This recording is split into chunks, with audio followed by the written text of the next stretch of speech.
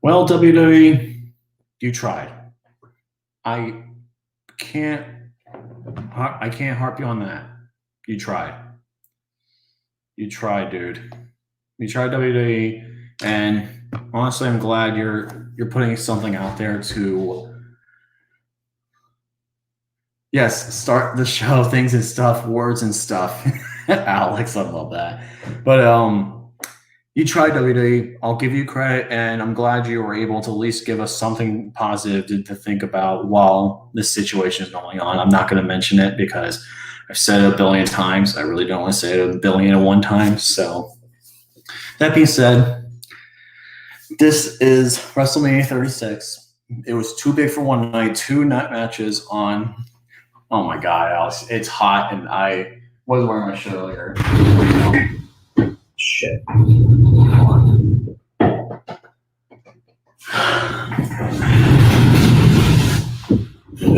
Okay. You happy now, Alex? You happy now? But yeah, overall, WrestleMania 36, it tried its best. There were some positives, there were some negatives, but overall, the show was a disappointment.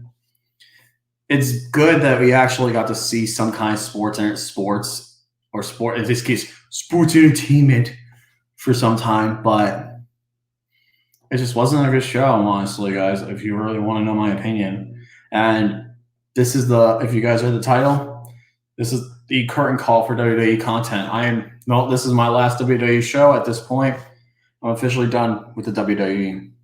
NXT, still, I'm going to watch that. That's still its own thing.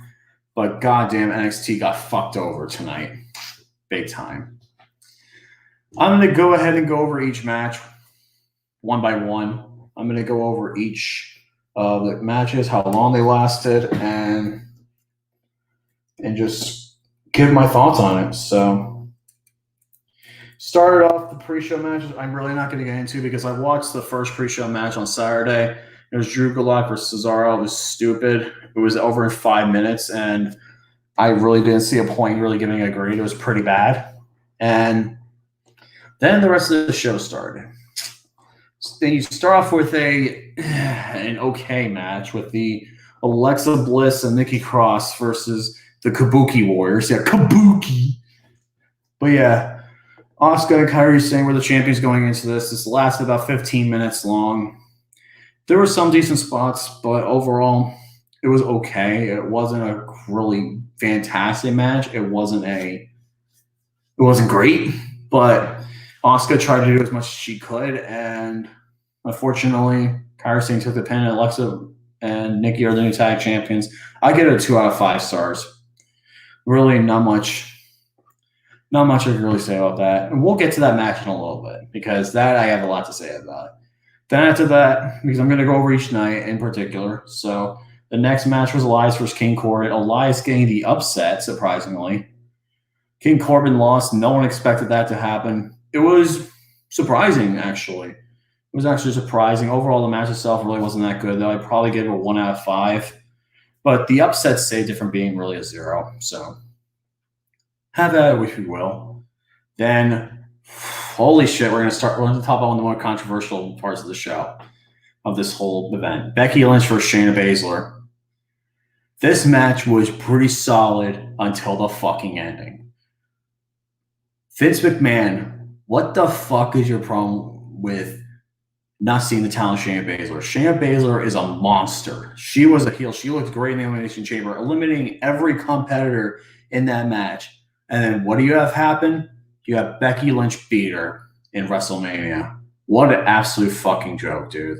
I was pissed at this point. And that was one of the points where I'm like, I really wanted to drink. Yes, fact boo. I agree, Alex. Fact boo. This match, if Baszler would have won, I would have given it a 3.5 out of 5 easily. It dropped down to a 1.5 out of 5 for me. That ending was fucking garbage. There is no way Shayna Baszler should have lost that match. And she's fucked over by Vince twice. It's embarrassing, dude. I'm sorry. That was embarrassing.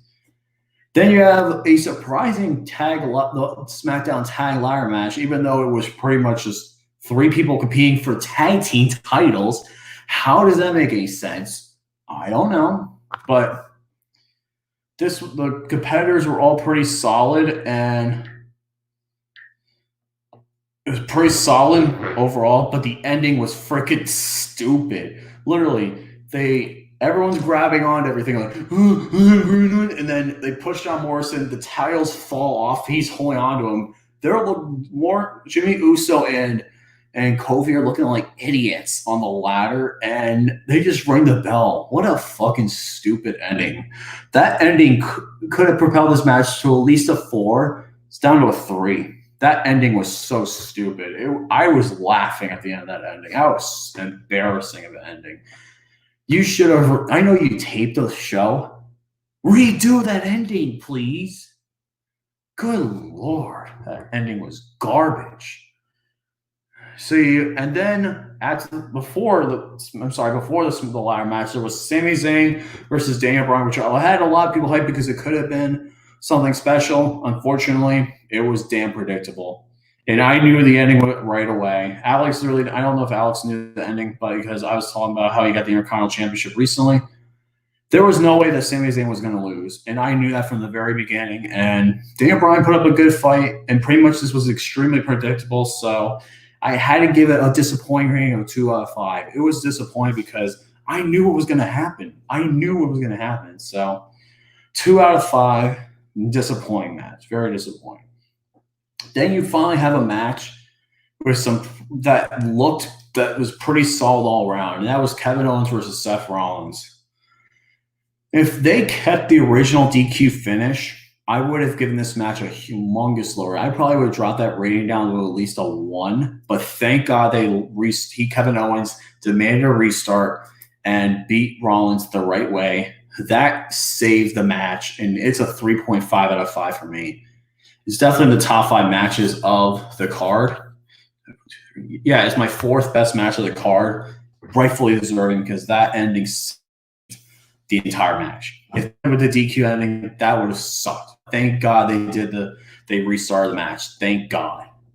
Then you have Goldberg versus Braun Strowman. Good fucking God. This was only 2 minutes and 16 seconds. You want to know what happened in this match? Punch, spear, running power slam, spear, running power slam, pin. Braun Strowman is the new champion. And Braun Strowman pretty much was about taking handouts on Instagram with Evil Uno, saying not to take handouts and give people stuff for free. You got basically handed a championship win at WrestleMania. Who are you to talk, Braun? Seriously. Maybe he was a champion over Goldberg, but still, you're going to be a transitional champion. I have a damn good feeling about that. That match is easily a 2 out of 5. 2 minutes and 2 minutes and 10 seconds this match lasted. And it was freaking predictable because all it was just finishers. That's all it was. Stupid. Then you have the best match of night 1, which is The Undertaker versus AJ Styles in the Boneyard match. God damn, I love the spectacle of this match. This was so much fun. From start to finish, this was a damn fun match. AJ Styles coming out of the casket, and then Undertaker coming back as the American Badass. The cinematography was great. The shots were great. And Undertaker burying AJ Styles, a shot with his hand like this, buried in sand in the ground, while Undertaker off, and you see the logo, Undertaker logo, in the back of the barn where they shot at. Fantastic, and I hope Undertaker retires because that's the way to go for the Undertaker. Seriously, this was 35 minutes long, but I loved every bit of it, and it deserved to be a fantastic match. 4.75 out of 5 for me. This was easily one of the best highlights of. Easily one of the best matches of WrestleMania 36. Now let's get into night 2. Night 2, I did not bother to watch a pre-show match. I didn't bother because I was watching something else. But when I saw Liv Morgan defeat Natalya, wow, okay. So that's surprising. Liv Morgan actually won. Okay. Glad she got a WrestleMania win after the shit hand she was dealt. God damn. Now, this match. Danny Russell messaged in the comments, but I'm going to talk about it now. The worst finish of this entire show. Rhea Ripley versus Charlotte Flair. This was a really strong match. It was a great match to start. Rhea Ripley also dropping an F-bomb was fantastic. Rhea Ripley looked like a badass. Charlotte Flair, though, I love Charlotte Flair. Trust me, I met her when I was back in 2013 before she made her main debut. Thought she was always hot. But, dude, Vince McMahon just loves your fucking ass because you're a Flair. That's the only reason why you're so successful right now. And you got a win over a Rhea Ripley who's a rising talent and someone that should have won this match. There's no way Charlotte should have won this match. And now she's an 11-time champion. 11-time women's champion. Second women's champion. NXT Women's Championship. This was the worst finish out of the entire show. There is absolutely no way that Rhea Ripley should have been buried. Pretty much it proves that unless you're hot, Vince doesn't really recognize you as a top talent. Unless you got a family name or you're hot, you're not going to get anywhere in the WWE Women's Division. So fuck Vince McMahon for this booking decision. This match dropped down from a 4 to a 1.5 out of 5. God, this finish sucked. Worst finish of the night. This is one of my worst matches of the night. Aleister Black versus Bobby Lashley. It was a fucking squash. 7 minutes. Really not much going on. This was a match I really was eating dinner watching. I didn't give a shit. So I was pissed at the match before the finish before. So 0.5 out of 5. Why was this even on the card? This could have been a pre-show match. Stupid as hell. Then you have my guilty pleasure match of the entire show. This is my guilty pleasure match, and that is Otis versus Ziggler. I had fun watching this match because, dude, Otis is such a fun character. He's one of the fun characters in SmackDown. And having Dolph Ziggler have his first singles match against him and coming off short is really good, too. I love the booking decision. The booking was great for this match. I love how Mandy Rose came in and attacked Sonya Deville and low blow Dolph Ziggler. That was fantastic. And Otis won and gets to make out with Mandy Rose, carrying him off, walking off into the back onto the locker room. 3 out of 5. This was my guilty pleasure. It wasn't a technically perfect match, but this was a damn lot of fun. It was a guilty pleasure. So yeah, that was my guilty pleasure match of the show. And wow, that was probably the most fun I had watching a match in a while. But then a lot of people love this match. I thought it was good, but not great. Edge versus Randy Orton. Here's the thing. This was longer than the Boneyard match. And unfortunately, there wasn't much that really happened. There were some good spots, don't get me wrong, but this was just so dragged on. It was so long. There were some damn good spots that saved this up from being worse, but still, I love it. I love the result. Edge deserved to beat Randy Orton. It was 36 minutes long, the longest match of the entire show. I love the result. But the thing is, this match dragged on and on and on. Like, good God, it was just freaking long. And it really just didn't do much for me. It was a good match. I don't think it was a classic like it is. 3.75 out of 5 for me. Could have been better. If this one match was around 20 minutes, this would have been easily a 5 out of 5 or a 4.5 out of 5 match. This was cut at least half the runtime. It would have been so much better. Then up next, you have a forgettable Raw Tag title match. The Street Profits versus Angelo Garza and Austin Theory. This was extremely predictable because both these guys just made their debut. And the Street Profits are a good tag team. They have good chemistry, and they're probably one of the best tag teams on Raw. But this was just forgettable as hell. 1 out of 5. I barely remember anything that happened in this match. Just forgettable, unfortunately. Then you have I think this is the worst match of the night, the SmackDown Women's Championship match. I think this is easily the worst match of the night. And this was just boring. It's pretty much just the same spots you see in every match. and better storylines. And then the finish was terrible too because I was thinking Lacey Evans was going to win, but nope. Sasha Banks has to interfere and give Bayley the championship. Oh, that was stupid. I'm sorry. It was a stupid ass match and a terrible finish. 0.5 out of 5.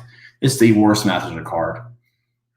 Then after that, I think you had the best match of the show, the Firefly Funhouse match. And people were hating it right now, I'm just going to say this. You didn't get it. You obviously did not get it. If you hated this match or you didn't like this match, you obviously didn't get the point of it. This is a match where it's psychological warfare. That's what they've been building for this feud for ever since it appeared. John Cena and The Fiend, they've been building up the storyline. They showed throwbacks. They showed what a Cena heel turn would have been like. They showed all the throwbacks to each of the characters. And hearing the puppet Vince going, this is good shit, I was crying laughing for like a good few minutes. My buddy Mark, me and my homie Mark were talking about this. And holy crap, that was one of the funniest parts ever. I love that. So, yeah, this was my match of the night. And The Fiend rightfully won. No doubt about it, he rightfully won. I think this is the best thing that WWE had this entire show. Like this and the Boneyard match were the two best matches of the entire show, by far. So yeah.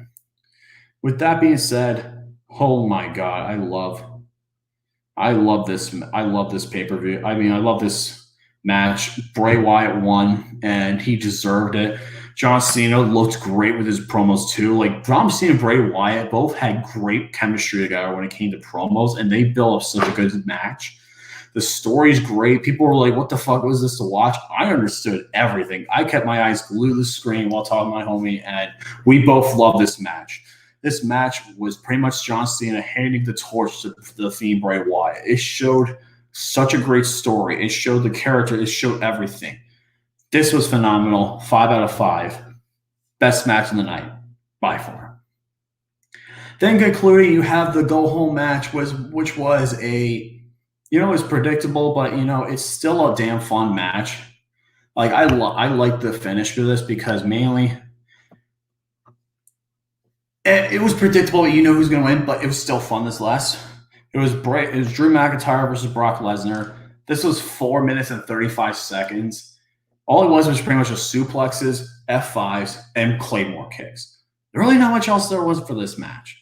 So unfortunately on that end, it was a 2 out of 5 for that technical category, but the ending itself probably put it to around a 3.5 out of 5 because I love seeing Drew McIntyre win the title.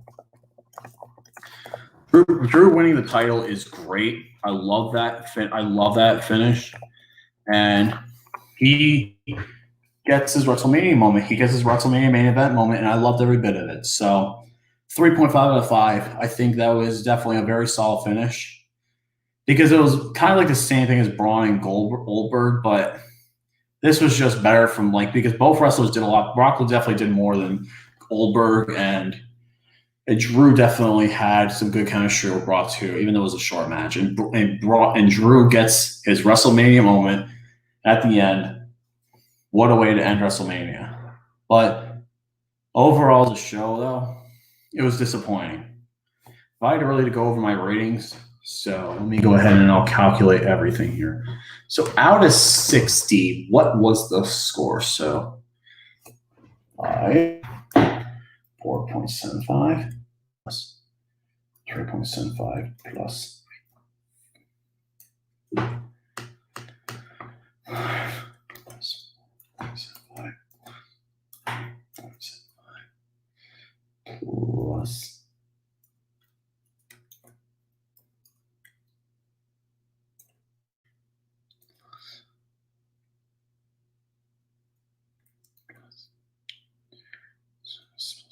six plus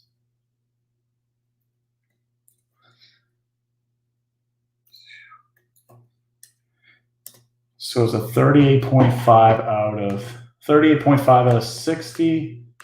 That is a 64. So that would be I'd say it's right around a 5.75 out of 10. Disappointing. It's not the worst WrestleMania ever, given the circumstances. They did a good job with everything they had, but unfortunately, this just as a show was not that great. Like, it was better than people expected it to be. It just wasn't a fantastic WrestleMania that people are going to remember everywhere. But I'm glad they had it. I'm glad they did everything they can. But at this time, guys, this is the last WWE video I am going to be putting on my channel.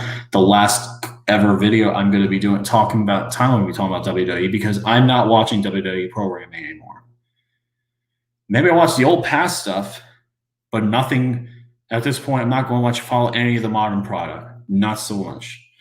And it sucks because I love The Fiend, and he's the whole reason why I got back into the WWE in the first place back in 2013. Because seeing him in NXT was my chance to get back into the WWE, and seeing it end because of fucking Goldberg and because of Vince's fucking booking is sad. And I really think that this company is never going to improve until Vince is dead. It sucks, but it's the damn truth. This company will not improve until Vince is dead. And that's a shame, because Vince is going to stay as long as he can. And unfortunately, there's not much you can really do about it. So, sayonara, WWE, modern WWE programming. I'm not going to be watching. I will probably watch some of the older stuff because that's some good shit. But otherwise, guys, that's it for me for WWE content, modern WWE content. I'm not paying attention to the Raw, SmackDown, pay-per-views. I'm not going to give a crap about any of that from now on. I'll talk about past stuff, past programming I can talk about, but nothing current after tonight. As of this point right now, 11:06 p.m. Eastern Standard Time, April 5th, I am done with the WWE's modern product. So yeah, guys, that's going to do it. That's my WrestleMania 36 thoughts and my curtain call for modern WWE programming. Let me know in the comments below, what are your thoughts on WrestleMania 36? That being said, guys, see you guys later. Stay awesome. Have a good one. Good night, guys. Peace out.